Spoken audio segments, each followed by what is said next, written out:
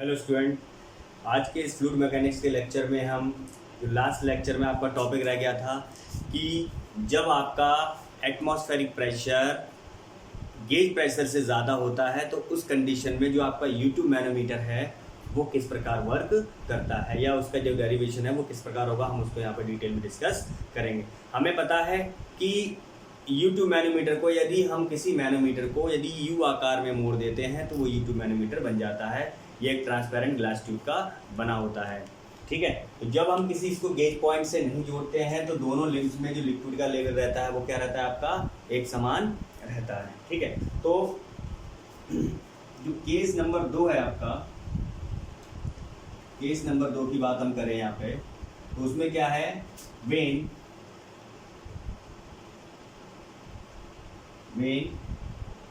Atmospheric pressure, P atmospheric लिख दिया, कोई दिक्कत नहीं है। When atmospheric pressure is more than unknown pressure.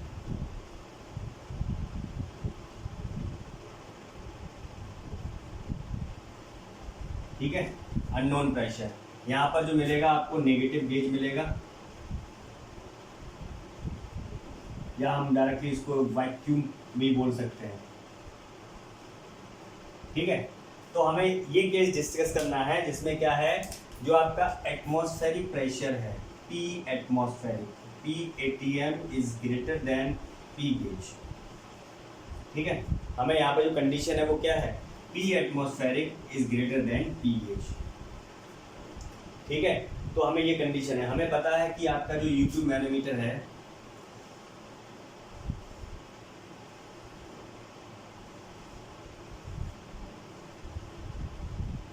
U2 manometer है, अब आपका जब किसी भी गेज पॉइंट से नहीं जुड़ा हुआ है, यानी कोई भी गेज पॉइंट इसमें नहीं जुड़ा हुआ है, तो गेज पॉइंट अगर नहीं जुड़ा है तो दोनों जो लिम्स हैं उसमें क्या है, आपका जो लिक्विड का लेवल है वो क्या है, समान होगा। ठीक है, या दोनों कॉलम में जो लिक्विड का लेवल होगा वो क्या होगा, समान होगा। यानी आपका जो लिक्विड का लेवल है वो क्या है, आपका लिक्विड लेवल क्या है, आपका equal, liquid level equal in both limbs या बोथ कॉलम।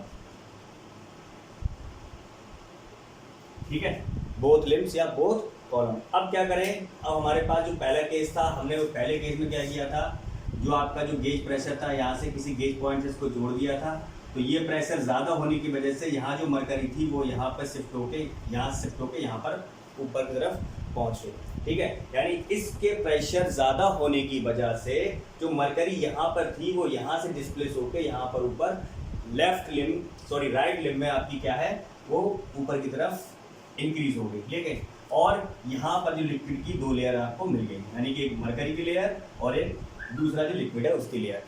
ठीक है, अब क्या है हमारे पास जो केस है, उस केस में क्या है, जो आपका एटमॉस्फेरिक प्रेशर है जो PATM है आपका, इस केस में ऐसा क्या है,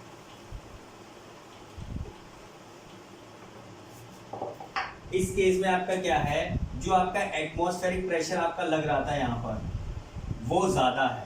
ठीक है, वो क्या है, मोर है। ज्यादा होने की वजह से क्या होता है, ये आपका जहां पे ये मान लीजिए U2 मैनोमीटर है।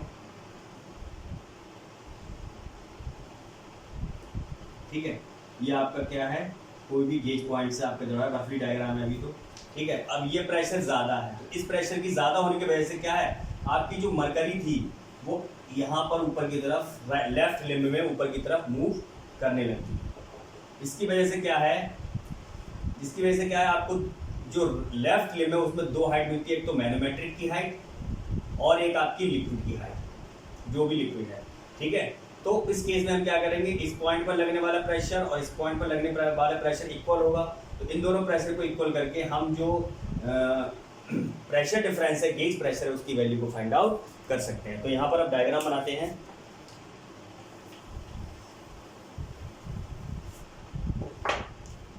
तो इस केस में आपका क्या है,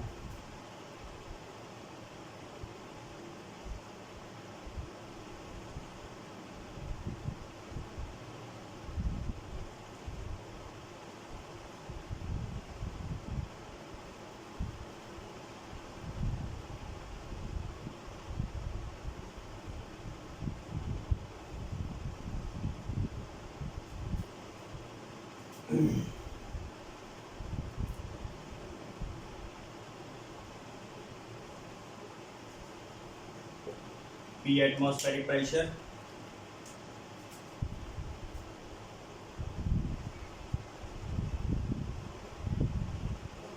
ये लिक्विड, ये आपकी मरकरी,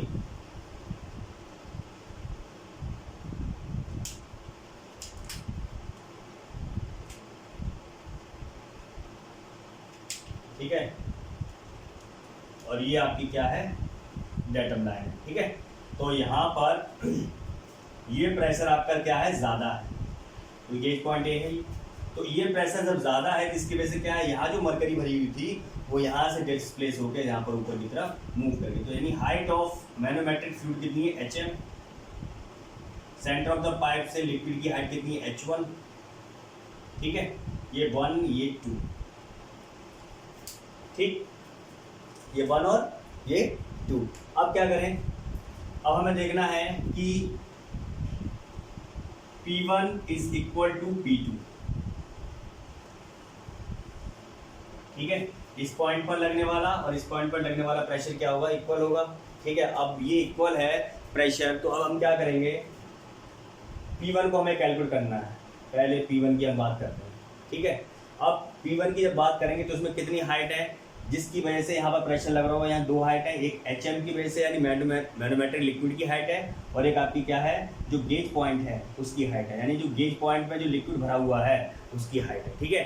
तो यहाँ पर क्या है, आपके 2 हाइट्स लग रही होंगी, तो 2 हाइट की वजह से प्रेशर आपका हाइड्रोस्टैटिक की लॉ से P equal to rho G H, ठीक है। उससे हम यहाँ पर क्या करेंगे, तो P1 है यहाँ पर हम कैलकुलेट करने के लिए हम क्या करेंगे, P1 यहाँ पर करने के लिए हम क्या करेंगे, एक तो आपका gauge pressure, pressure due to gauge point, ये क्या आपका एक गेज प्रेशर लग रहा होगा यहाँ पर, plus pressure due to height of liquid column, pressure due to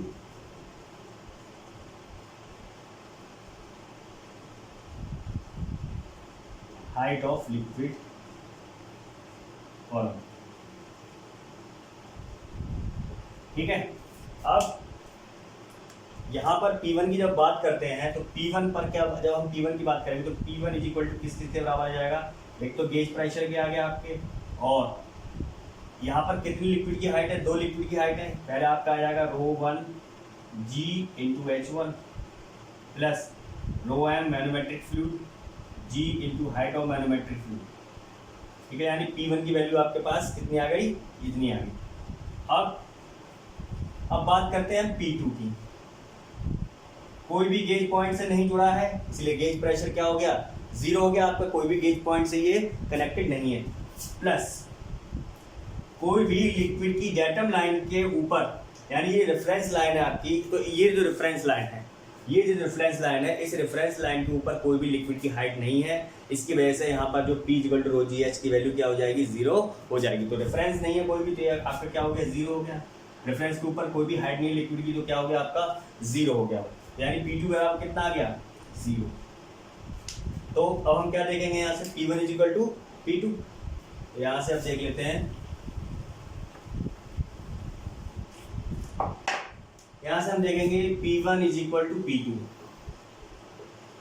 P1 is equal to P2 देख लेंगे। अब P1 की वैल्यू कितनी है आपके पास है, PA plus ρ1 G into H1 plus ρm G into HM is equal to 0, क्योंकि P2 बराबर कितना है, 0 आपके पास है। तो PA निकालेंगे हम, तो PA की वैल्यू यहाँ से फाइंड आउट करेंगे तो क्या आ जाएगी, PA इज इक्वल टू क्या आ जाएगा, ρ1 GH1